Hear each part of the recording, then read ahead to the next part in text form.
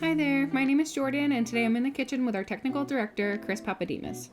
We're excited to quickly show you how to use our wax coating as an alternative to sugar. This method is perfect for anyone using our sugar-free pectin gummy base, or if you're just looking for a different coating technique. To start, open up the Melt-to-Make Wax Coating calculator found in the resources section of our website. Once that's open, you'll want to weigh out the gummies you're planning to coat and enter that number into the batch size cell.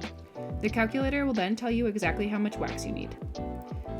Lastly, you'll add your gummies and wax to a bowl and coat them evenly.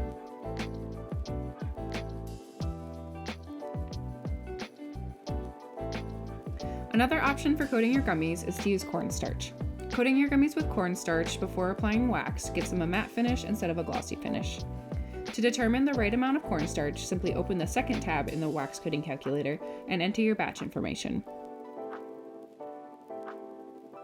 Then, evenly coat your gummies in the cornstarch and finish by applying the wax coating.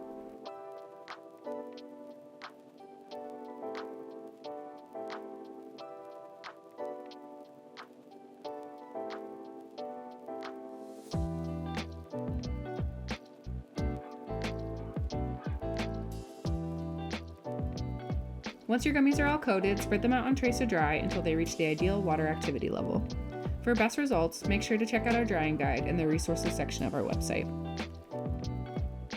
If you have any questions about this process, please don't hesitate to reach out to us at support@melttomake.com. Your success is our success, and we're here to help with every step of the process.